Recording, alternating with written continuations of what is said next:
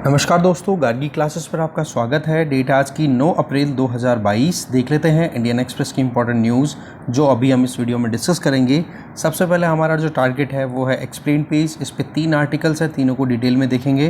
पहला आर्टिकल है flight risk, कि भाई किसके चले जाने से इंडिया को रिस्क हो सकती है।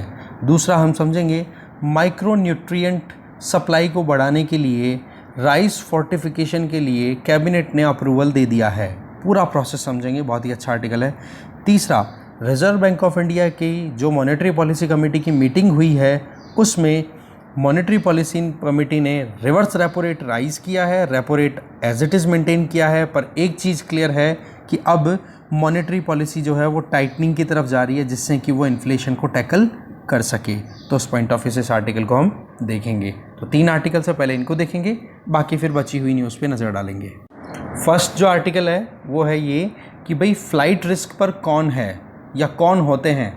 तो अभी मुद्दा कुछ ऐसा है कि आकार पटेल, ठीक है, एमनेस्टी इंटरनेशनल इंडिया के फॉर्मर चीफ आकार पटेल, इनको बेंगलुरु से टेक ऑफ करने से मना कर दिया क्योंकि सीबीआई ने एक एलओसी आउटलाइन मतलब डिक्लेयर कर रखा था। एलओसी का मतलब लुकआउट सर्कुलर।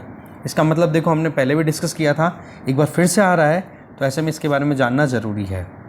तो वो सर्कुलर जब इशू किया गया तो दिल्ली के एक मजिस्ट्रेट ने उस सर्कुलर को बैन कर दिया कि बोले ये सर्कुलर बिल्कुल भी एप्लीकेबल नहीं है और आकार पटेल है वो जा सकते हैं इंडिया छोड़ के।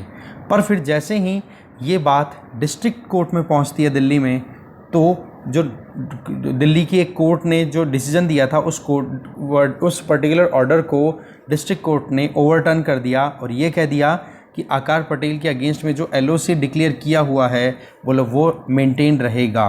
इन शॉर्ट, आकार पटेल इंडिया छोड़ के नहीं जा सकते। तो बेसिकली आकार पटेल जो हैं वो अभी छोड़ के जा रहे थे इंडिया को, यूएसए की उनकी फ़्लाइट थी, बट बेंगलुरु में जैसे वो टेक ऑफ करने वाले थे तो उनको रोक लिया गया।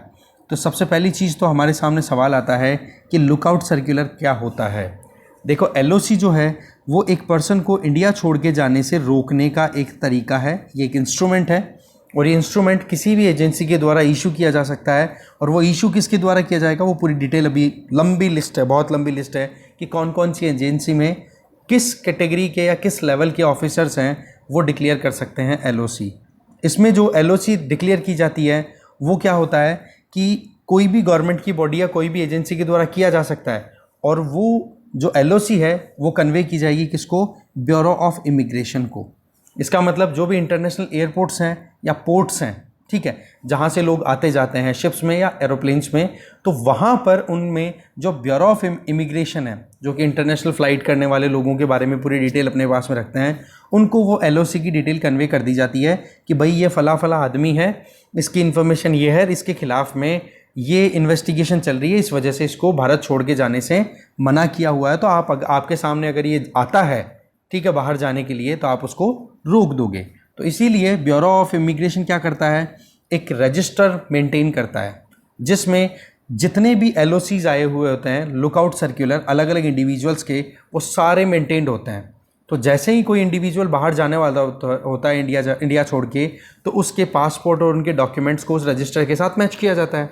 और जैसे ही मैचिंग हो जाती है उस रजिस्टर में किसी भी इंडिविजुअल की, इसका मतलब किसी ना किसी गवर्नमेंट एजेंसी ने एलओसी उस इंडिविजुअल के खिलाफ डिक्लेयर कर रखी है जो कि बीओआई के पास अवेलेबल है, that means bureau of immigration के पास अवेलेबल है। और फिर ब्यूरो ऑफ इमिग्रेशन उसको क्या करेगा, रोक लेगा।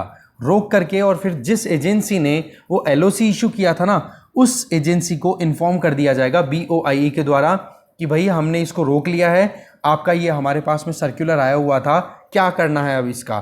तो फिर वो एजेंसी के जो भी नियर बाई ऑफिस के जो ऑफिसर्स अवेलेबल होंगे वो चले जाएंगे। वो अरेस्ट करना है तो अरेस्ट भी किया जा सकता है, डिटेन भी किया जा सकता है, और फिर उस इंडिविजुअल को कि भाई वो इंडिया छोड़ करके जा रहा है।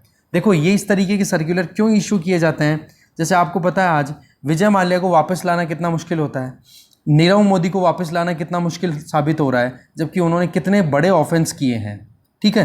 तो इस चीज़ से बचने के लिए एलओसीज का जो है प्रोविज़न हमारे यहाँ पर बहुत ज़्यादा रेलेवेंट हो जाता है। सवाल यह है कौन और किसके अगेंस्ट में सर्कुलर इशू कर सकता है, एलओसी इशू कर सकता है। देखो, मिनिस्ट्री ऑफ होम अफेयर्स के हिसाब से अगर देखें तो हमारे यहाँ पर बहुत सारी अथॉरिटीज़ हैं जो कि एलओसी इशू कर सकती है, पर हाँ उनकी एक स्टैंडर्ड रैंकिंग फिक्स की हुई है। जैसे गवर्नमेंट ऑफ इंडिया से कोई ऑफिसर अगर एलओसी इशू करता है किसी भी दूसरे इंडिविजुअल के खिलाफ जिसको इंडिया छोड़ के जाने से रोकना है, तो वो ऑफिसर की रैंक मिनिमम कितनी होनी चाहिए? डेप्यूटी सेक्रेटरी, इससे नीचे नहीं होना चाहिए।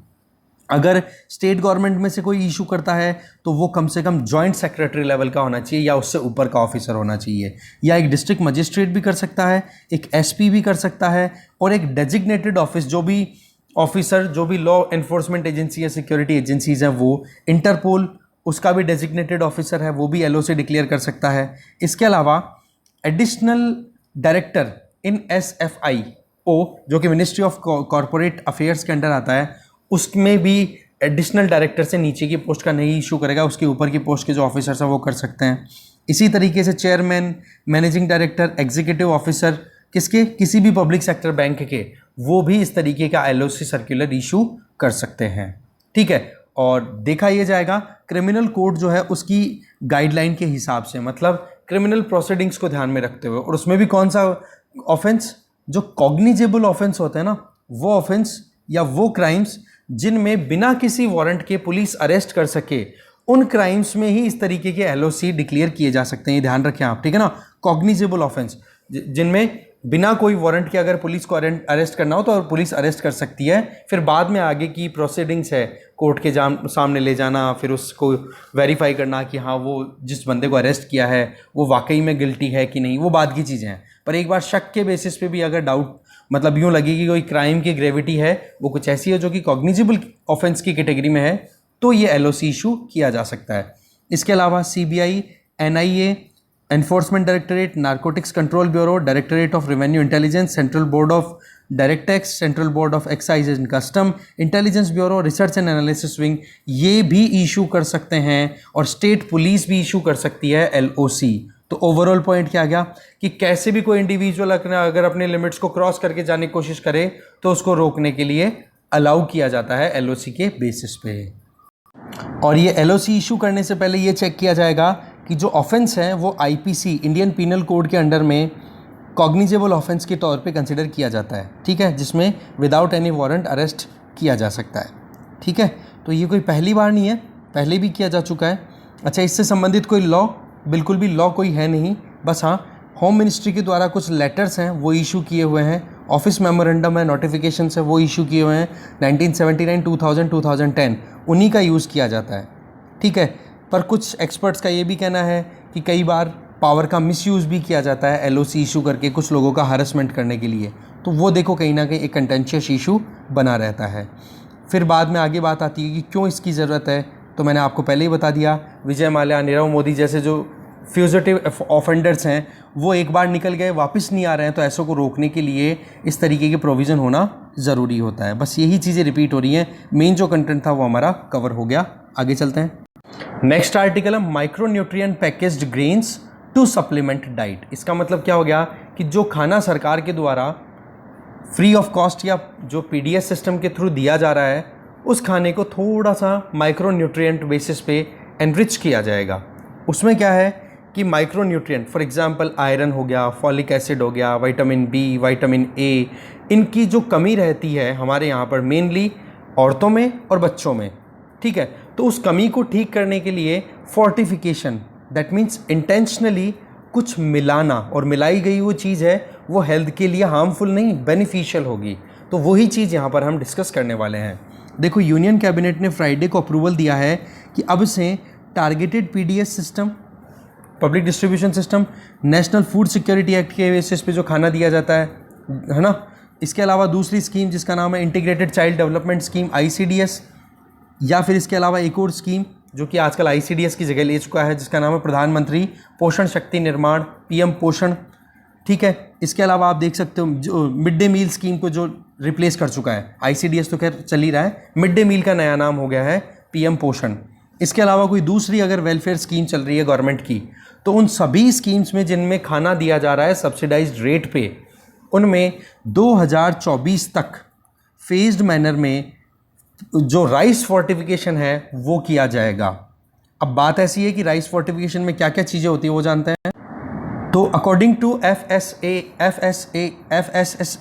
दैट मीन्स फसाई, इसके हिसाब से देखें तो फोर्टिफिकेशन के मतलब है कि डेलिबरेटली सोच समझ करके जानबूझ करके जब हम किसी भी असेंशियल माइक्रो न्यूट्रिएंट वाले कंटेंट को हमारे फूड में ऐड करते हैं जिससे कि उसकी quality nutritional point of view से बढ़ जाए, जिससे कि कोई भी इंडिविजुअल उसको इनटेक करे तो उसकी मिनिमल हेल्थ मतलब मिनिमम जो रिक्वायरमेंट है बॉडी की वो फुलफ़िल हो सके, या फिर ये कहते हो कि उसकी हेल्थ जो है वो मिनिमल रिस्क पे चली जाए। तो इस तरीके का डेलिबरेटेड जो एडिशन है that is known as fortification. तो इंडिया में देखो माल नरिशमेंट की प्रॉब्लम बहुत ज़्यादा है, मेनली वुमेन एंड चिल्ड्रन में। तो इस केस में फूड मिनिस्ट्री के अकॉर्डिंग ये कहना है कि भाई हमारे यहाँ पर हर दूसरी महिला एनीमिक है, मतलब उसमें ब्लड की हीमोग्लोबिन की कमी रहती है, और हर तीसरा बच्चा काउंट करो तो हर तीसरा बच्चा स्टंटेड मिलेगा, मतलब उसकी हाइट के हिसाब से उसका वज़न आपको नहीं मतलब उसकी उम्र के हिसाब से उसका वज़न आपको नहीं मिलेगा। एक तो होता है वेस्टिंग, वेस्टेड का मतलब तो होता है क्या कि हाइट के हिसाब से बच्चे का वज़न ना बढ़ना। स्टंटिंग का मतलब क्या हो गया कि एक बच्चा जिसकी उम्र के हिसाब से हाइट जितनी होनी चाहिए उतनी नहीं हो पा रही है। तो स्टंटिंग क्या शो करती है कि बहुत सालों से लगातार बच्चे को अच्छा खाना नहीं मिला, इसलिए उसका जो हाइट में ग्रोथ होनी थी वो नहीं हो पाई। तो ऐसे में फूड को फोर्टिफाई करना बहुत ज़्यादा ज़रूरी है। ये अपने आप में बहुत सूटेबल मेथड है जिससे कि हम हमारी ये जो कुपोषण की प्रॉब्लम है इसको सॉर्ट आउट कर सकते हैं। ठीक है, आज अगर हमारे यहाँ पर देखिए तो राइस को ही क्यों टारगेट किया गया गवर्नमेंट ने, तो इसके पीछे कारण है कि हमारे यहाँ पर सबसे ज़्यादा फूड इनटेक में जो कोई भी सीरियल अगर काम में आता है तो दैट इज़ राइस। इसमें अगर हम देखें पर कैपिटा कंजम्पशन तो एक महीने में लगभग 6.8 किलोग्राम चावल का कंजम्पशन होता है एक इंडिविजुअल के द्वारा इंडिया में। तो चावल को ही टारगेट किया गया है। अब सवाल यह है कि राइस का फोर्टिफिकेशन कैसे होता है वो जानते हैं। इसमें देखो सिंपल सा बताया हुआ है कि इसमें अलग अलग टेक्नोलॉजीज यूज होती है, जैसे कोटिंग की जा सकती है, डस्टिंग की जा सकती है और एक्सट्रूजन किया जाता है। ये प्रोसेस समझ में आएगा, आप नाम समझो बस अभी तो। और फिर उसके बाद में एक्सट्रूजन के बाद में अल्टीमेटली बन जाता है फोर्टिफाइड राइस कर्नेल, और फिर फोर्टिफाइड राइस कर्नेल को नॉर्मल राइस के साथ मिक्स कर दिया जाता है और फिर उसको पैकेज करके पब्लिक डिस्ट्रीब्यूशन सिस्टम के थ्रू बांट दिया जाता है लोगों में, जिससे कि वो खा सके और वो फोर्टिफाइड राइस उनकी बॉडी में जा करके उनकी बॉडी की जो न्यूट्रिशनल रिक्वायरमेंट है उसको पूरा कर सके। तो बात ऐसी है कैसे बनते हैं ये FRKs, फोर्टिफाइड राइस कर्नेल कैसे बनते हैं। देखो राइस जो सूखा राइस है ना उसको पीस करके उसका आटा बना लिया जाता है। आटा बनाने के बाद में उसमें जो भी माइक्रो न्यूट्रिएंट ऐड करने हैं वो माइक्रो न्यूट्रिएंट ऐड करके और उसमें पानी मिला दिया जाता है। पानी मिला करके उसका पेस्ट बन गया। पेस्ट बना करके फिर एक मशीन यूज़ होती है जिसका नाम है एक्सट्रूडर। वो क्या करती है, हाई टेम्परेचर पे उस पेस्ट को इस तरीके से शेप दे देती है जैसे कि एक ओरिजिनल चावल जो होता है ना उसी की तरह वो ग्रेन बना देती है। तो कर्नेल का जो शेप है वो एग्जैक्टली वैसा ही होता है जैसा कि नॉर्मल राइस होता है। अब क्या होता है कि उस राइस को आप मिक्स करोगे किसके साथ, नॉर्मल राइस के साथ में। ओके, तो ये प्रोसेस होता है। अब देखो ministry of consumer affair and food and public distribution की गाइडलाइन के हिसाब से देखें तो ये जो कर्नेल चावल बन रहा है ना जिसको हम बोल रहे हैं FRK, फोर्टिफाइड राइस कर्नेल, ठीक है, जिसमें माइक्रोन्यूट्रिएंट मिक्स कर दिया और फिर वो चावल नया बनाया है, ठीक है, वो एग्जैक्टली वैसा ही दिखता है दिखने में जैसा हमारा नॉर्मल चावल होता है। ठीक है, अब क्या होता है कि सवाल ये आता है कि एक बार अगर कर्नेल चावल आपने मिक्स कर दिया तो वो उसकी लाइफ कितनी है, वो कितने दिनों तक सही रहेगा, बाद में ख़राब हो जाएगा। तो उसकी मैक्सिमम कम से कम लाइफ बताई गई है 12 महीने। इसका मतलब एक बार अगर चावल प्रोड्यूस कर लिए तो 12 महीने तक स्टोर करके रखो तो कोई ख़राबी उसमें नहीं आएगी। फिर देखो ये जो कर्नेल के चावल हैं, प्रोसेस्ड राइस है जिसको फोर्टिफाइड बोल दिया, अब उसको आप नॉर्मल राइस के साथ मिक्स कर दोगे। उसका रेशियो क्या रहेगा, 1 किलोग्राम चावल तो लोगे रेगुलर वाला जो हम खाते हैं और उसमें 10 ग्राम FRK that means fortified rice kernel को मिक्स कर दोगे।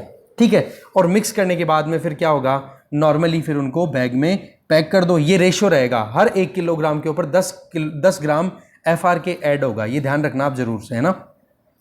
फिर उसके बाद में ये ऐसे फसाई का नॉर्म ही है। फिर उसके बाद में फोर्टिफिकेशन के बाद में उनकी पैकेजिंग कर दी जाती है। अब सवाल ये है कि इस तरीके से 1 किलोग्राम में आपने 10 ग्राम जो फोर्टिफाइड राइस का जो कर्नेल है वो आपने ऐड कर दिया तो उसमें क्या क्या चीज़ें चली जाएंगी।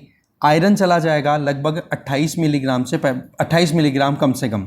फॉलिक एसिड चला जाएगा, विटामिन B12 मिल जाएगा, साथ में राइस, ये 3 तो मिनिमम होंगे ही। बाकी जब फोर्टिफिकेशन किया जाता है राइस का तो उसमें जिंक भी ऐड किया जा सकता है, विटामिन ए भी ऐड किया जा सकता है, vitamin B1, B2, B3, B6 ये भी ऐड किए जा सकते हैं पर किलोग्राम के हिसाब से। इसका मतलब क्या हो गया कि खाने में जो भी कमियां रहती हैं उन कमियों को करेक्ट आउट करने के लिए ये बढ़िया मेथड है। फिर सवाल ये आता है, क्या इनको पकाने के लिए अलग मेथड यूज़ करना पड़ेगा? बिल्कुल भी नहीं, सेम मेथड, क्लीन करो, हल्का सा धो और फिर बाद में बॉईल कर लो, हो गया राइस तैयार, कंज्यूम कर लो, कोई प्रॉब्लम नहीं है। अच्छा, जो पीडीएस सिस्टम में जो चावल बांटे जाएंगे तो वो बोरियों में भर के आएंगे, कट्टों में, पैकेजेस में, तो उनको कैसे आइडेंटिफाई किया जाएगा कि ये फोर्टिफाइड राइस है या नॉर्मल? तो फोर्टिफाइड राइस के पैकेज पे जो जूट के बैग्स होंगे उन पे क्या लिखा हुआ होगा? लोगो रहेगा। लोगो में जैसे या तो +F लिखा हुआ रहेगा और साथ में लाइन भी होगी कौन सी? Fortified with iron, folic acid, vitamin B12 ये लिखा हुआ रहेगा, तो आइडेंटिफाई किया जा सकता है कि हाँ जी ये न्यूट्रिशनल वाले राइस हैं। फिर बात आ जाती है कि फोर्टिफिकेशन जो हो जाएगा उसके बाद में राइस डिस्ट्रीब्यूशन का प्लान क्या है? तो सिंपल सा पहला तो ये है कि मिड डे मील स्कीम जहाँ पर चल रही है, जो भी हमने स्कीम शुरुआत में देखी, उन पूरे देश में लगभग 2024 तक इम्प्लीमेंट करना है, ठीक है ना। इसमें 3 फेजेस में काम होगा। फेज़ 1 जहाँ पर ICDS और PM पोषण अभियान जो ऑलरेडी चल रहा है, PM पोषण स्कीम जहाँ चल रही है, मिड डे मील स्कीम जिसका पुराना नाम था, ठीक है, वहाँ पर मार्च 2022 मतलब इसी महीने, पिछले महीने से शुरू हो चुका है वहाँ पे। फेज़ 2 में फोकस किया जाएगा जो एस्पिरेशनल डिस्ट्रिक्ट्स है ना, 27 स्टेट्स में टोटल हैं, 112 डिस्ट्रिक्ट्स, उनमें फोकस किया जाएगा। और फिर 2023 मार्च से बचे हुए जितने भी डिस्ट्रिक्ट्स हैं वो कवर कर लिए जाएंगे, लगभग 291 डिस्ट्रिक्ट्स, ठीक है, क्योंकि वहाँ पर स्टंटिंग बहुत ज़्यादा है। स्टंटिंग का मतलब हाइट के हिसाब, उम्र के हिसाब से हाइट नहीं बढ़ रही है 5 साल से कम के बच्चों की। थर्ड फेज़ का है 2024 तक कवर कर लिया जाएगा। सेकंड फेज़ में है वो ऊपर वाला कवर हो ही जाएगा, एस्पिरेशनल डिस्ट्रिक्ट्स जो हैं, और 2024 मार्च तक कंप्लीट हो जाएगा, जिसमें उत्तर प्रदेश के ज़्यादातर डिस्ट्रिक्ट्स हैं वो कवर होंगे, ठीक है। तो इससे फ़ायदा क्या होगा ओवरऑल कि जो माल नरिशमेंट की प्रॉब्लम है वो ख़त्म हो पाएगी। और फिर बात आती है राइस की। देखो, फूड कॉरपोरेशन ऑफ इंडिया के पास में स्टॉक में अच्छा खासा राइस अवेलेबल है, तो उसको यूज़ करने में कोई प्रॉब्लम नहीं है। फिर बात आती है कॉस्टिंग की। देखो, फुल फ्लेजेडली जब ये इम्प्लीमेंट होगी ना फोर्टिफाइड राइस वाला जो स्कीम है, तब तक लगभग 2700 करोड़ रुपए पर एनम का खर्चा आएगा। तो वो खर्चा कितना है? जितना गवर्नमेंट के द्वारा एनुअली फूड सब्सिडी दी जाती है उसका केवल 2%। तो ज़्यादा खर्चा हम इसको कंसिडर नहीं करेंगे, पर सबसे अच्छी बात कि माल नरिशमेंट की प्रॉब्लम ख़त्म हो पाएगी। तो ये अच्छा आर्टिकल था, आगे चलते हैं। अगली बात आ जाती है रिजर्व बैंक ऑफ इंडिया की जो मॉनेटरी पॉलिसी कमेटी है, उन्होंने सिग्नल दे दिए हैं कि अब हम अकोमोडेटिव स्टांस ना रख करके न्यूट्रलाइजेशन की तरफ जाएंगे। इसका मतलब जो पॉलिसी रेट है उसको हम धीरे धीरे राइज़ करेंगे। तो फिलहाल तो देखो, जो मेन रेपो रेट है, मेन जो पॉलिसी रेट है रेपो रेट, जिसके बेसिस पे बैंक RBI से कुछ गिरवी रख करके, कोलेट्रल रख करके और उधार लेते हैं, उसको तो देखो अभी भी 4% पे मेंटेन रखा है। पर जो दूसरी पॉलिसी रेट्स हैं, जैसे रिवर्स रेपो रेट वाला जो स्टैंड है, उसको थोड़ा राइज़ कर दिया है। रिवर्स रेपो रेट 3.35% चल रही थी, उसको बढ़ा करके 3.75% अभी कर दिया है। इसका मतलब रेपो रेट और रिवर्स रेपो रेट में डिफरेंस कितना रह गया? 0.25% का। और रेपो रेट और रिवर्स रेपो रेट का जो बीच का जो पोर्शन होता है ना, इसको बोलते हैं पॉलिसी कॉरिडोर, और ये पॉलिसी कॉरिडोर अब हो गया है नैरो। तो सेंट्रल गवर्नमेंट ने क्या है, सीधा सिग्नल दे दिया है कि भाई ग्रोथ को तो हमें बढ़ाना था ही, पर ग्रोथ के बढ़ाने के साथ साथ में भी इन्फ्लेशन को भी टैकल करना ज़रूरी है। नहीं तो एक बार अगर आउट ऑफ कंट्रोल इन्फ्लेशन हो गई तो फिर बाद में ज़्यादा मुश्किलें हो सकती हैं, ठीक है। इसके अलावा कारण क्या क्या बताए हैं मॉनेटरी पॉलिसी में रिव्यू हुआ है, वो सबसे पहला पॉइंट तो ये बताया है कि हमारी जो ग्रोथ है वो 7.8% की बजाय 7.2% रहने वाली है 2022-23 में। रियल टर्म्स की हम बात कर रहे हैं। इसके पीछे है एक तो यूक्रेन रशिया का जो क्राइसिस चल रहा है वो। इसके आगे अगर हम इंटरनेशनली कमोडिटी प्राइस की बात करें तो बहुत महंगाई बढ़ रही है इंटरनेशनली, चाहे क्रूड ऑयल की बात करो, चाहे फूड स्टफ़ की बात करो। अभी हम आगे डिस्कस करेंगे, यूनाइटेड नेशन के अंडर में फूड एंड एग्रीकल्चर ऑर्गेनाइजेशन जो काम करता है, उसके द्वारा डेटा रिलीज़ किया गया है फूड प्राइस इंडेक्स, और उसमें ये बताया है कि पिछले मतलब 15 सालों में या लगभग 11 साल से ज़्यादा का रिकॉर्ड तो पहले ही टूट गया था, अब हाईएस्ट लेवल पे चल रहा है अभी जो FAO का फूड प्राइस इंडेक्स है वो। इसका मतलब इंटरनेशनली कमोडिटीज़ बहुत ज़्यादा महंगी बिक रही हैं। क्रूड ऑयल का तो आपको पता ही है, बाकी आप ये ले लो एडिबल ऑयल, कल इंडोनेशिया का आर्टिकल हमने देखा था ना, किस तरीके से इंडोनेशिया ने अपने एक्सपोर्ट को कट किया था कि भाई कैसे भी करके एक्सपोर्ट को रोको और डोमेस्टिक डिमांड को पूरी करो। सनफ्लावर की सप्लाई जो है यहाँ से रशिया से यूक्रेन से होती है, सनफ्लावर के ऑयल की, वो भी रुकी पड़ी है क्योंकि दोनों देश युद्ध में फंसे पड़े हैं। इसके अलावा अगर हम सोयाबीन की बात करें तो south American countries soybean oil की सप्लाई करते हैं, पर वो कंट्रीज़ भी क्या है, ड्रॉट्स का सामना कर रहे हैं। तो ऐसे आप देख सकते हो कि एडिबल ऑयल में भी क्राइसिस है इंटरनेशनल मार्केट में। फिर आ जाती है वीट की सप्लाई की बात करें तो वीट का प्रोडक्शन, वीट एक्सपोर्ट में रशिया और यूक्रेन का बहुत बड़ा कंट्रीब्यूशन है। बट जिस तरीके से ब्लैक सी और सी ऑफ अजॉव के जो पोर्ट्स हैं उनको बंद कर दिया ना, तो उसके बाद में वीट सप्लाई भी प्रॉपर नहीं हो पा रही है। तो ऐसे में इंटरनेशनल मार्केट में वीट के सप्लाई भी पीक पे, वीट की महंगाई है, प्राइस है, वो भी पीक पे चल रही है। वो बात ठीक है कि हमारे पास में तो क्या स्टॉक अवेलेबल है राइस और वीट का, तो उसका तो हमारे इतना असर नहीं पड़ेगा। बाकी एडिबल ऑयल और क्रूड ऑयल के प्राइसेस हैं वो हमें बहुत ज़्यादा परेशान करेगी। अभी जो मॉनेटरी पॉलिसी कमेटी की मीटिंग हुई है उसके द्वारा ये कहा गया है कि रिटेल इन्फ्लेशन जो है वो अभी 5.7% तक रहने वाली है 2022-23 में। मतलब महंगाई बिल्कुल कम नहीं जाएगी, हल्की फुल्की डाउन जा सकती है अभी के लेवल से अगर हम देखें तो। इसके साथ में अगर हम देखें तो जिस तरीके से डॉलर का विड्रॉल हो रहा है हमारी इकोनॉमी से, मार्केट से जो विड्रॉल हो रहा है उसका भी असर हमें देखने को मिल रहा है, जिसकी वजह से रुपी जो है वो बहुत डेप्रिशिएट भी हुआ है, इसलिए हमारा इंपोर्ट बिल है वो भी बढ़ गया। इसके अलावा कंज्यूमर प्राइस इंडेक्स के बेसिस पे इन्फ्लेशन टारगेट जो दिया हुआ है आरबीआई को कि भैया आपको 4±2% की रेंज में ही ऑपरेट करना है, उसमें उस रेंज को पहले ही महंगाई ब्रीच कर चुकी है। फरवरी 2022 में जब महंगाई का लेवल कंज्यूमर प्राइस इंडेक्स के बेसिस पे 6.1% चल रहा था। तो ये चीज़ें क्या शो करती है कि आरबीआई को अब टाइम पे कदम उठा लेना ज़रूरी है, जिसमें इन्फ्लेशन को टारगेट करना मेन चीज़ है। इसीलिए आरबीआई ने सिग्नल क्या दे दिया कि जी अब हम जो है इंटरेस्ट रेट अब धीरे धीरे राइज करेंगे। रेपो रेट तो एज इट इज़ मेंटेन रखी, बट बाकी जो इंस्ट्रूमेंट्स हैं उनके लिए अपना सिग्नल दे दिया कि भैया अब हम धीरे धीरे क्या कहते हैं इंटरेस्ट रेट राइज करेंगे और मार्केट में जो लिक्विडिटी है उस लिक्विडिटी को अब एब्जॉर्ब करेंगे। फिर बात आती है कि आरबीआई कौन कौन से इंस्ट्रूमेंट्स यूज़ करेगा इस लिक्विडिटी को टैकल करने के लिए। एक तो देखो वेरिएबल रेट रिवर्स रेपो और एक होती है वेरिएबल रेट रेपो। ये दोनों इंस्ट्रूमेंट ऐसे होते हैं जिससे कि आरबीआई जो है वो मार्केट की लिक्विडिटी को एब्जॉर्ब करने के लिए काम में लेगा। भाई सिंपल सी बात है, रिवर्स रेपो रेट बेस्ड ही है दोनों के दोनों instrument. Reverse repo rate rise होने का मतलब हो गया कि बैंकों के पास में अगर कोई पैसा एक्स्ट्रा पड़ा है तो वो आरबीआई को ले जा करके आरबीआई में डिपॉजिट करा देंगे और आरबीआई उसके बदले में बैंकों को क्या देगा, सिक्योरिटी, है ना, सिक्योरिटीज़ जो भी दे देगा, गोल्ड दे देगा, कोई भी गवर्नमेंट सिक्योरिटी कि चलो ठीक है आप हमें पैसे दे रहे हो, आप ये सिक्योरिटी लो, आपको हम रिटर्न में ब्याज भी देते रहेंगे। तो इस तरीके से बैंकों से आरबीआई ने पैसा खींचा कि नहीं अपनी तरफ, तो रिवर्स रेपो रेट अभी राइज करने की बात की गई है। और एक मेथड और नया इंट्रोड्यूस किया है आरबीआई ने जिसका नाम है स्टैंडिंग डिपॉजिट फैसिलिटी। इसमें क्या किया जाएगा कि काम तो ये रेपो रेट जैसा ही करेगी, पर इसमें डिफरेंस क्या होगा कि ये रिवर्स रेपो रेट जैसा ही करेगी कि आरबीआई जो है वो ये कह देगा कि आपके पास में जो भी एक्स्ट्रा पैसा है, बैंकों को बोल देगा कि आपके पास में जो भी पैसा है वो आप हमें दे दो, हम आपको 3.75% के हिसाब से इंटरेस्ट रेट पे करते रहेंगे। पर फ़र्क इतना सा ही है कि आपको इसके बदले में कोई कोलेट्रल नहीं दिया जाएगा। रिवर्स रेपो रेट में क्या था, कोलेट्रल आरबीआई देता था, पर अब इसमें क्या होगा, बिना किसी कोलेट्रल के। इसका मतलब आरबीआई जब चाहे तब हमारे जो डोमेस्टिक मार्केट में जो लिक्विडिटी है ना उसको कंट्रोल करने के लिए एचडीएफ जैसे जो इंस्ट्रूमेंट है उनको यूज़ कर सकता है। इसमें सिंपल सा तरीका क्या होता है कि आरबीआई है वो केवल अनाउंस कर देगा कि हाँ भाई एचडीएफ फैसिलिटी इतने % आपको इतनी मेंटेन रखनी है, या फिर आपके पास एक्स्ट्रा जो भी पैसा है वो आप रिटर्न कर दो, आपको इंटरेस्ट अच्छा मिलेगा। तो बैंक भी अपने पास में पैसा क्यों रखेंगे, जब कोई लोन नहीं ले रहा है जल्दी से तो वो भी जल्दी से आरबीआई को पैसा ला करके दे देंगे कि चलो ठीक है आप ये लो और हमें रिटर्न दो कुछ पैसा ब्याज के तौर पे, ठीक है।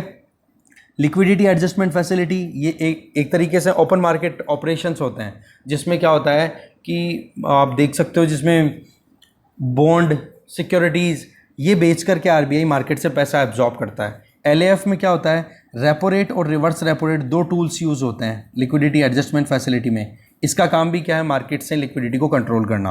अब ये मार्केट से लिक्विडिटी को कंट्रोल करने पे ही क्यों ज़्यादा जोर लग रहा है, इसके पीछे कारण है कि अभी आज देखो ना तो नॉर्मल जो करेंसी सर्कुलेशन होता है ना उसके कंपैरिजन में करंट करेंसी सर्कुलेशन लगभग 8.5 लाख करोड़ का ज़्यादा सर्कुलेशन हो रहा है, तो उसको एब्जॉर्ब करना ज़्यादा ज़रूरी है, क्योंकि लोगों के हाथ में जब इतना पैसा होता है ना तो वो डिमांड क्रिएट करते हैं, और डिमांड जब क्रिएट करते हैं और सप्लाई एज इट इज़ बनी रहती है तो ऑटोमेटिकली सप्लाई शॉर्टेज का एक्सपीरियंस होता है, जिसकी वजह से महंगाई और बढ़ जाती है। तो ऐसे में ये 8.5 लाख करोड़ रुपए एब्जॉर्ब करना मेन टारगेट यहाँ पर बनाया जा रहा है। दूसरी तरफ आरबीआई ने ये भी कह दिया अपनी तरफ से कि भाई इन्फ्लेशन आने वाले 1 साल में, अभी 2023 तक अपर रेंज में रहने वाली है, 5 से 6 वाली रेंज में रहने वाली है। तो ऐसे में अब आरबीआई कंटिन्यू नहीं कर सकता अकोमोडेटिव स्टांस।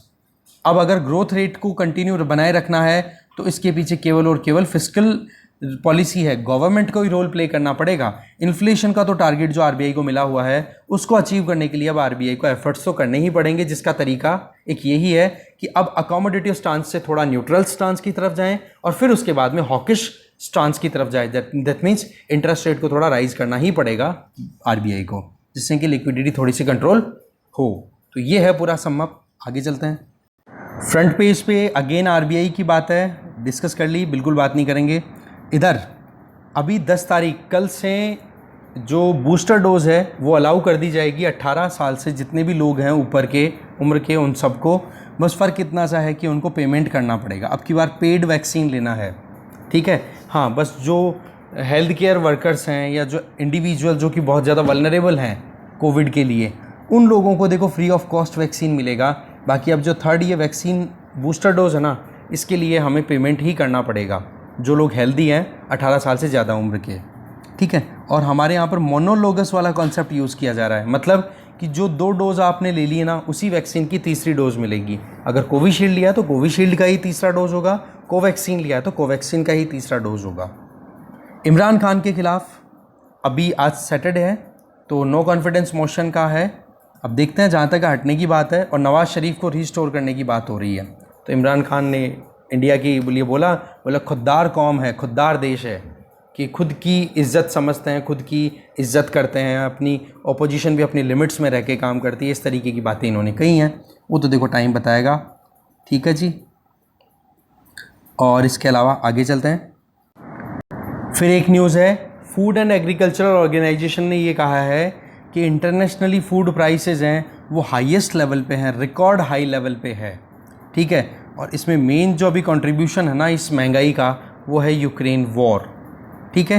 ये यूनाइटेड नेशन की स्पेशलाइज्ड एजेंसी है, फूड एंड एग्रीकल्चरल ऑर्गेनाइजेशन, और इसमें इंडेक्स जो है फूड प्राइस इंडेक्स, ये अभी 159.3 पॉइंट तक पहुंच चुका है मार्च 2022 में, जो कि पहले प्रीवियस मंथ की फरवरी में कितना था, 141.4 पॉइंट्स ही था। इसका मतलब 11 साल का रिकॉर्ड तो देखो 2022 के फरवरी में ही टूट गया था, और अब जो लेवल चल रहा है ये अभी तक की हाईएस्ट ये प्राइस इंडेक्स है, फूड प्राइस इंडेक्स है। इसका मतलब महंगाई बहुत ज़्यादा है। इसके पीछे कारण हम ऑलरेडी प्रीवियस डिस्कशन में कर चुके हैं। प्रीवियस का मतलब इसी वीडियो के शुरुआत में, शुरुआत का मतलब वो आरबीआई वाला जो सेगमेंट था उसमें। आगे चलते हैं। इसके अलावा देखो 2020 में एक अमेंडमेंट इंट्रोड्यूस किया गया था, जिसमें foreign contribution regulation act of 2010 में अमेंडमेंट किया गया था कि भाई कोई भी फंडिंग अगर आती है विदेशों से, एनजीओज़ को और इनको, तो बोलो उस फंडिंग को स्क्रूटनाइज़ करना ज़रूरी है, क्योंकि उसका मिसयूज़ किया जा सकता है। तो कुछ स्ट्रिक्ट प्रोविज़न किए गए थे उन अमेंडमेंट्स के बेसिस पे, पर सुप्रीम कोर्ट में पिटीशन लगाई गई कि भाई आप इस तरीके से कैसे कर सकते हो, कोई अगर फंडिंग हमें भेजता है तो। और एक पिटीशन ऐसी भी थी कि ये जो अमेंडमेंट्स किए गए हैं इनको स्ट्रिक्टली इम्प्लीमेंट करो। तो सुप्रीम कोर्ट ने जब रिव्यू किया तो पता पड़ा, उनका ये कहना था कि आप विदेशों से फंडिंग ले रहे हो, वो आपका कोई अधिकार नहीं है, वो आपके लिए एक अपॉर्चुनिटी है। उस अपॉर्चुनिटी को देखना ज़रूरी है कि कहीं नेशनल इंटरेस्ट के ख़िलाफ़ में तो कोई यूज़ नहीं करना चाहता है, या फिर कुछ ऐसी फंडिंग तो नहीं आ रही है जिसकी वजह से हमारी नेशनल सिक्योरिटी अंडर थ्रेट आ जाए, ठीक है। तो ये चीज़ यहाँ पर सुप्रीम कोर्ट ने अपनी तरफ से क्लियर कर दी है, जो फॉरेन कंट्रीब्यूशन रेगुलेशन एक्ट है 2010 उसके बारे में। तो अब आपके लिए टास्क है, एक तो फूड एंड एग्रीकल्चर ऑर्गेनाइजेशन और एक ये फॉरेन कंट्रीब्यूशन रेगुलेशन एक्ट 2010, दोनों को यूपीएससी पॉइंट ऑफ व्यू से एक बार पढ़ोगे। आगे चलते हैं। फिर आगे हम आ गए हैं इकोनॉमी पेज पे। इकोनॉमी पेज पे देखो, जैसे आरबीआई ने हिंट दिया है कि अब हम जो पॉलिसी रेट है उसको राइज़ करेंगे, तो उसका रिजल्ट ये रहा कि जो बॉन्ड यील्ड है ना, गवर्नमेंट के 10 साल के जो बॉन्ड रिलीज़ किए हुए हैं उनकी यील्डिंग बढ़ गई है, और अभी उन पर आप देखो जो यील्ड रेट है वो 7% से भी ज़्यादा हो चुकी है। यहाँ पर देखो 7.12%। अब देखो ये काम कैसे होता है। देखो गवर्नमेंट को जब मार्केट से पैसा उठाना होता है तो government long term, short term इस तरीके से बॉन्ड सिक्योरिटीज़ इशू करती है, ठीक है। मतलब एक तरीके से गारंटी देने वाले डॉक्यूमेंट, और उस डॉक्यूमेंट पे कंडीशन लिखी रहती है कि कितना रिटर्न मिलेगा जो भी इस बॉन्ड को ख़रीदेगा और कितने टाइम बाद में उसका पैसा रिटर्न हो जाएगा। तो एक बंदा आएगा और बॉन्ड को उसको ख़रीद लेगा, ऐसे कई बंदे लाइन में लग जाएंगे। गवर्नमेंट में कौन, किसके पास पैसा है, जिसके पास भी पैसा है वो गवर्नमेंट के काम में कौन इन्वेस्ट नहीं करना चाहता। गवर्नमेंट से ज़्यादा कॉन्फिडेंस और किस में है ही नहीं हमारे देश में। तो गवर्नमेंट में इन्वेस्टमेंट, गवर्नमेंट की सिक्योरिटीज़ परचेज़ कर लेंगे और उसको गवर्नमेंट को दे देंगे उधार कि भाई ठीक है हम इतना पैसा देते हैं, आप यूज़ करो।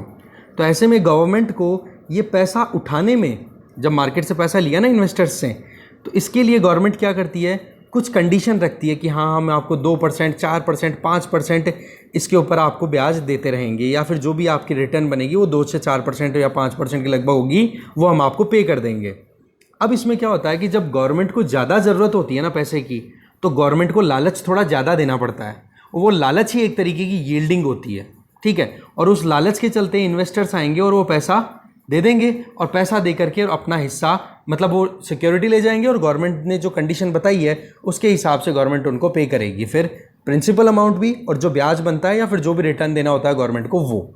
अब देखो क्या होता है कि गवर्नमेंट ने तो इशू कर दी अपनी 10 साल की सिक्योरिटीज़, इन्वेस्टर्स ने खरीद ली। अब इन्वेस्टर्स के पास में वो सिक्योरिटी पड़ी है। इस तरीके से क्या हो गया कि इन्वेस्टर जो है वो इस सिक्योरिटी के मालिक हो गए। अब क्या है, आरबीआई ने अनाउंस क्या किया अभी कि इंटरेस्ट रेट राइज करेंगे। इंटरेस्ट रेट अगर राइज की जाती है ना, तो अब आप देखो कि इस इन्वेस्टर को जिसके पास में सिक्योरिटी पड़ी है, ये बंदा क्या सोचेगा, यार मुझे तो पैसों की ज़रूरत पड़ गई, तो यार ऐसे तो अभी अगर इंटरेस्ट रेट बढ़ा दी और मुझे पैसे की ज़रूरत पड़ेगी तो मैं किसी और को अगर बेचूंगा ये सिक्योरिटी तो मुझे तो कोई फ़ायदा ही नहीं होगा, मुझे तो उल्टा नुकसान होगा। वो नुकसान कैसे होगा वो देखो इसने तो बंदे ने जितने में खरीद ली थी गवर्नमेंट से, और गवर्नमेंट जो कमिटमेंट देना था वो दे दिया। अब गवर्नमेंट ने दे दिया मान लो 5% का कमिटमेंट कि हम आपको 5% के लगभग इंटरेस्ट रेट आपके उधार दिए हुए अमाउंट पे दे देंगे। इस बंदे ने मालिकाना हक जमा लिया इस बॉन्ड पे, अब इंटरेस्ट रेट राइज कर दी। अब ये बंदा जब मार्केट में पैसे लेने के लिए जाएगा कि इसको पैसे की ज़रूरत है, तो वो बंदा क्या कहेगा कि हाँ जी मैं भी आपको इंटरेस्ट रेट दे दूंगा, पर और इंटरेस्ट रेट दे दूंगा, आप मुझे पैसे दे दो। कोई दूसरे बंदा आएगा और इसको पैसा दे देगा और वो इसको रिटर्न में बॉन्ड हैंड ओवर कर देगा। पर जैसा कि हमने बात की इंटरेस्ट रेट राइज हो गई, इसका मतलब यहाँ पर अब इस इन्वेस्टर को, जो होल्डर है ना, अभी करंट होल्डर है, उस होल्डर को ज़्यादा इंटरेस्ट रेट देनी पड़ेगी नए इन्वेस्टर को, तब जा करके वो अट्रैक्टेड फील करेंगे। इसमें क्या हो गया कि यहाँ पर बॉन्ड की प्राइस है, बॉन्ड की यील्डिंग है, बॉन्ड की जो रिटर्न है वो बढ़ गई, और जब यील्डिंग बढ़ती है ना तो बॉन्ड होल्डर को नुकसान होता है, क्योंकि ये जो बॉन्ड की साइज़ है, बॉन्ड का अमाउंट मान लो, यहाँ से गवर्नमेंट से जब खरीदा था ये 500 रुपये का था। अब ये बॉन्ड 500 रुपये का ही है इसके पास में, और गवर्नमेंट इसको 5% के लगभग इंटरेस्ट भी दे रही है। पर अभी क्या होगा कि जैसे ही पता पड़ा कि भाई इंटरेस्ट रेट राइज हो गई, और अभी गवर्नमेंट जो 5% दे रही थी, और अभी हमने देखा कितना हो गया 7.12%। अब ये होल्डर दूसरे इन्वेस्टर को अगर अट्रैक्ट करना चाहेगा तो 7.12% की इंटरेस्ट रेट के ऊपर कमिटमेंट करना होगा, तब जा करके कोई इन्वेस्टमेंट में आएगा। तो ऐसे में नेट यहाँ से तो ये 5% कमा रहा है, और इधर से इसको देना कितना पड़ रहा है, 7.12%। नुकसान हुआ कि नहीं इसको 2.12% का, अगर हम नॉर्मल टर्म्स में भी देखें तो इस नुकसान से बचने के लिए क्या होता है कि जिन लोगों ने भी गवर्नमेंट सिक्योरिटीज़ में इन्वेस्ट कर रखा है ना, वो जल्दी जल्दी गवर्नमेंट बॉन्ड्स को सेल कर रहे हैं, बेच रहे हैं जल्दी जल्दी, कि भाई इंटरेस्ट रेट राइज हो गई, अब हम अगर किसी को बॉन्ड देंगे ना हाई इंटरेस्ट रेट पे तो साला उल्टा हमें नुकसान हो जाएगा। तो इस केस में क्या हो जाता है, फिर वो बेच देते हैं उनको। और यही चीज़ अभी बन रही है कि बॉन्ड यील्ड राइज हुई क्योंकि इंटरेस्ट रेट राइज हो गई, और बॉन्ड यील्ड जब राइज होती है तो बॉन्ड होल्डर को नुकसान होता है। इसलिए वो होल्डर क्या करते हैं कि जल्दबाजी में जल्दी जल्दी अपनी बॉन्डिंग, अपने जो बॉन्ड्स हैं उनको मार्केट में बेच देते हैं और अपना पैसा निकाल लेते हैं। और यही अभी ट्रेंड देखने को मिल रहा है, क्योंकि जिस तरीके से आरबीआई ने इंटरेस्ट रेट राइज की है, तो वो इस इंटरेस्ट रेट का तो सीधा असर है, पूरे मार्केट पे असर पड़ता है। तो ये आप ध्यान रखोगे कि जब यील्डिंग होती है ना ज़्यादा, तो उस केस में नए इन्वेस्टर्स को अट्रैक्ट करना मुश्किल हो जाता है कई बार, ठीक है। और वही चीज़ यहाँ पे बताई जा रही है, ठीक है। एंगल अलग अलग है, ध्यान रखना आप, एंगल अलग अलग है। अब इसमें आप देखो, मतलब आप समझोगे तो ये क्या साइकिल है पूरा। जिस बंदे के पास में बॉन्ड है, अभी होल्डर है, उस बंदे को तो बॉन्ड यील्डिंग से नुकसान हो रहा है, तो वो तो जल्दी से बेचेगा। और जो नए बॉन्ड खरीदने वाले लोग हैं, उन लोगों को बेनिफिट होगा। क्यों? क्योंकि उनको ज़्यादा इंटरेस्ट रेट मिलेगा। ऐसे में न्यू जो बंदे ऑलरेडी इक्विटी मार्केट में या शेयर मार्केट में जो पैसा लगाते हैं, वो लोग इधर अट्रैक्ट होकर के आएंगे।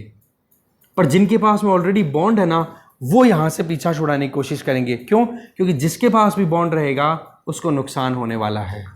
समझ गए? इस तरीके की इक्वेशन होती है। ये है इकोनॉमी, उलझी हुई है बहुत ज़्यादा। फिलहाल हमने जो एस्पेक्ट जो अंडरस्टैंड किया है वो उसके एस्पेक्ट्स के देखा है जिसने बॉन्ड को अभी बॉन्ड खरीद रखा है, गवर्नमेंट से डील हो रखी है उसकी, पर अब वो खुद बॉन्ड होल्डर हो गया ना, पर उसको ये लग रहा है कि अगर मैं इस बॉन्ड को कंटिन्यू रखूंगा तो मुझे और नुकसान हो जाएगा, तो जल्दी से बेचेगा मार्केट में। यही अभी चल रहा है, ठीक है। आगे चलते हैं।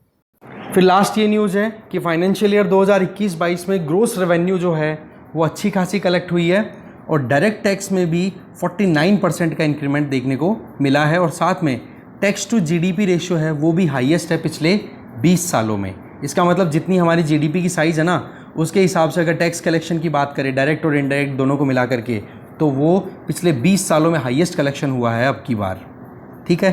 तो क्या है डेटा वो देखते हैं। एक तो देखो, ग्रोस टैक्स कलेक्शन की बात करें तो 27.07 लाख करोड़ रुपए तक कलेक्शन हुआ है 2021-22 में, ठीक है, जो कि अपने आप में पिछले साल के कंपैरिजन में लगभग 33.5% का इंक्रीमेंट बताया जा रहा है, ठीक है। पहला पॉइंट ये क्लियर होना चाहिए। इसके अलावा टैक्स टू जीडीपी रेशियो अभी 11.7% चल रहा है, जो कि पिछले 20 सालों का हाईएस्ट है, दूसरा पॉइंट।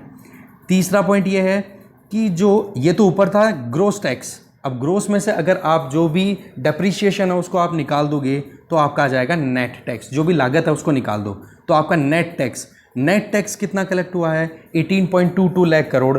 इसका मतलब कितना इंक्रीमेंट है? 27.8%। तो ये एक्चुअल में इनकम है, क्योंकि जो लागत है वो तो माइनस करनी ही पड़ेगी ना। तो नेट इनकम एक्चुअल में जो इफेक्टिव इनकम है ना, एक्चुअल रेवेन्यू कलेक्शन, वो कितनी रही है? लगभग 18.22 लाख करोड़, जो कि 2020-21 के कंपैरिजन में 27.8% ज़्यादा है। ये फाइनेंस मिनिस्ट्री का डेटा है। डायरेक्ट कलेक्शन की बात करें तो डायरेक्ट कलेक्शन में भी लगभग 49% का इंक्रीमेंट देखने को मिला है। और कितना हुआ है टोटल? पिछले फिस्कल के कंपैरिजन में अब की बार 14.1 लाख करोड़ रुपए एक्स्ट्रा कलेक्शन हुआ है। तो यही चीज़ यहाँ पे बताई जा रही है। ओवरऑल वही बात है कि रेवेन्यू का कलेक्शन अच्छा रहा। इसके पीछे कारण एक तो क्या हुआ? Proper enforcement of laws. दूसरा, टेक्नोलॉजी बहुत ज़्यादा हेल्प कर गई ट्रांसपेरेंसी को लाने में। ये एक मैटर बताया जा रहा है। तो जो भी इंपॉर्टेंट चीज़ें थी वो हमने देख ली। इसके अलावा एक न्यूज़ हो रहा है लास्ट में, वो है कि फॉरेक्स की अगर हम बात करें तो फॉरेक्स अब थोड़ा थोड़ा क्या हो रहा है? डाउन हो रहा है। पिछले 7 दिनों में पहली बार ऐसा हुआ है कई सालों में कि 11.173 बिलियन डॉलर की कमी आई है। और अभी फॉरेक्स कितना है हमारे पास में? 606.475 बिलियन डॉलर्स, ठीक है। इसमें देखो अलग अलग सेगमेंट्स में हम कैटेगराइजेशन करते हैं। जैसे डॉलर की होल्डिंग भी होती है, जो आईएमएफ के द्वारा जो स्पेशल ड्राइंग राइट्स होते हैं वो भी होते हैं इसमें, ठीक है। और दूसरे बाकी और कंट्रीज़ की करेंसी, गोल्ड, सब कुछ आ जाता है इसमें, ठीक है। तो देखो इस डिस्कशन गोल्ड, हाँ ठीक है, इस डिस्कशन में इतना ही है जो भी इंपॉर्टेंट बात है। और कुछ बच गया हो, कोई करेक्शन करना हो तो कमेंट करके बता देना। आप लोग बताते रहते हो, thank you very much for that, ठीक है, थैंक यू।